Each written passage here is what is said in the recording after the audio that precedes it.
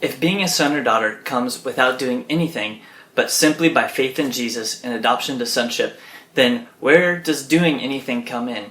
How do we interact with works? Are our works necessary? Are works even the enemy of identity? So let's just take a look at how who we are and what we do can really play well together. A lot of times it's hard to rest in the identity as a son or daughter because we don't feel like it's always true. We still tend to feel like orphans even after we've been brought into the family of God. And the thing about feelings is that sometimes feelings really work for us and they're a good thing, but sometimes, like in this case, feelings can lie to us and tell us that in order for us to be sons and daughters, that we have to feel like sons and daughters, and that we have to perform in order to prove who we are. But what it really takes is believing that we are sons and daughters, believing it to be true, grabbing a hold of that spiritual reality of sonship by faith before our feelings catch up with the reality and we even start to feel like it's true. And we can always confront feelings or the lack of feelings with truth. The Bible is clear about who we are in Christ. We know what the Father's perspective is concerning us in light of the cross and the resurrection. And it is time that we embrace His perspective and begin to agree with Him. And if our works do not come from a place of being established in our identity, then we run the risk of working towards and running after something that we already have and feeling stress, feeling the pressure to perform. Let's say that I was not secure in being Calvin's father. I would try then to do good things like change his diaper. And maybe I change his diaper with this mentality. If I keep changing his diaper, then I'll definitely be his father. Other people will get to see how much of a father I'm looking like. They'll begin to affirm what I'm hoping to become, and then I'll prove how much of a father I am and how much of a father I'm acting like.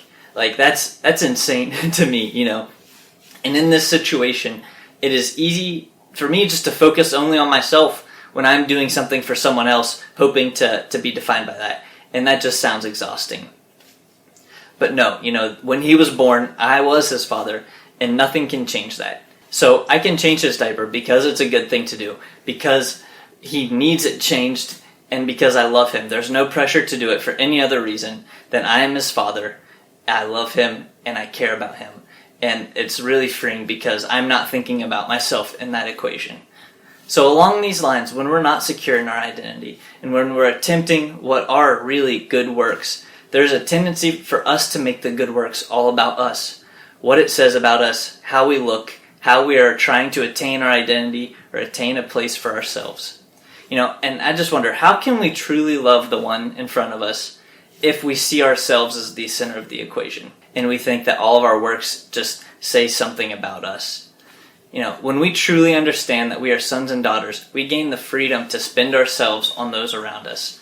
And we have the freedom to be selfless, to love deeply, because we understand that is who we are at our core. That is our new nature. That is what our family is like, and we are growing up to be like our Father in heaven. Without this freedom, we remain slaves to our perception of ourselves, or the world's perception of us. And just imagine if we were a people who knew who we are, who put God first, and surrendered to His will. Think of just what tools we could be in His hands when we put Him first and then are free to love our neighbors well. And I think Paul says this so well in Philippians 3:16. He says, "Only let us live up to what we have already attained." It's not about attaining. That's already happened. It's past tense. It is now about being authentic to who God says we are and living up to that. And it is impossible to fail in light of this truth. I mean, certainly we can not live up to what we have attained. I know that happens, but not living up to what we have attained, past tense, does not keep us from having attained it. Not doing the works of a son or daughter does not negate the fact that we are in fact sons and daughters. But because He has made us sons and daughters, let's act like it, That's who we are. Let's be authentic. And there are multiple Bible passages that mention good works. There is a kingdom expectation of good works, not to earn something or to get ahead, but this expectation is present because it is authentic to who we are as new creations. It's only natural for good works to be produced in a life that is governed by the law of the Spirit of life. James goes as far to say that faith without works is dead. How unnatural must it be to be adopted into the family of God and not produce good works as you love God and love your neighbors. Now, another passage from Paul helps us when we're thinking about, our feelings and the truth of what God says and how sometimes those aren't compatible. 1 Corinthians 15:9 through the first part of verse 10, he says, "For I am the least of the apostles and do not even deserve to be called an apostle because I persecuted the church of God. But by the grace of God, I am what I am, and his grace to me was not without effect." Paul's feelings might try to tell him that he's not worthy. He might be reminded of his past and try to disqualify himself from what God says about him. He might feel like he is not worthy to be called an apostle, to be recognized as such. But despite his past, despite his feelings, despite any shortcomings in his life, he has had the ability to say this: "By the grace of God, I am what I am." He recognized no matter what I feel, no matter what I think, no matter what I do or do not deserve, this is who God says I am, and he has the last word.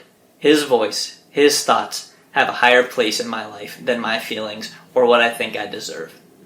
So, maybe all of this identity stuff sounds too good to be true, and maybe you feel like you don't deserve any of it because of your past, or from mistakes, or from wounds and hurts, and I just want to encourage you, take Paul's attitude towards all of this. Anchor into what God says about you and build your life on his truth. I believe when we let our works and our successes and our failures define us, we are a danger to ourselves. If we do a lot of works, a lot of great things, and if we see a lot of success in ministering to those around us, then we feed something ugly inside of us that always hungers for more. And when we fail, or we fall short, or we don't do anything, it causes us to no longer believe in who God says that we are. And this is a bad place to be in. And it's all based on our effort and not based on God's grace. And I just know it's so easy to let our works or our results define us. And I know that this has been a challenge for me in my life. Here's an example. I feel like what the Lord was saying to me one time. So a couple weeks or months ago, I was out golfing with my father-in-law, Dan, and with my brother-in-law, Brian. And we were at a difficult golf course. They're much better at golfing than I am. And I was going in with the attitude of like, okay, it's a beautiful day. My nephew was there too. I'm like, we're all just going to have a great time, and I'm just going to have fun, no matter what. It's just about good fellowship, enjoying the day, and having fun.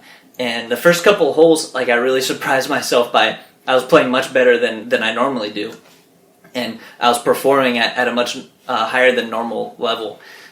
So I was getting super excited. By no means was it great golfing for anybody else, but for me, I was doing really well. And what I found was halfway through we were doing the back nine. Halfway through the back nine, I was starting feeling in myself stressed. I wasn't having any fun anymore. I was getting really frustrated with every hit I was doing because it wasn't measuring up to what I had done beforehand. And with 3 or 4 holes left, I caught myself and I'm like, what am I doing? I came out here just to have fun, but once I started tasting success, my priorities changed. And it really affected my mood and how I was doing. And I feel like at that point, the Lord really started speaking to me. He was saying, look how easy it is to start with the right attitude and the right motives. And once you taste success, how easy it is to jump into being defined by performance. And I really felt like he was telling me, he was warning me, make sure your identity is rock solid and its foundation. And the Lord was saying, it's so easy to start in grace and to end in works. He was encouraging me to be a person who can be trusted with success. Guard my heart against jumping into getting identity from my performance. And if I can't do that, it'll destroy me. And if I would continue in getting my identity from works or success, then it would be God's mercy to prevent me from having a lot of success in things that I do. He would be saving me from a self-destructive path and saving me by keeping me close to himself. So I urge you, be someone that the Lord can trust with fruitfulness in your works. Let what God says about you define you, and refuse to let any works or fruit of anything but Jesus define you. And by the grace of God, you are what you are, a child of God. Do not let his grace be without effect in your life.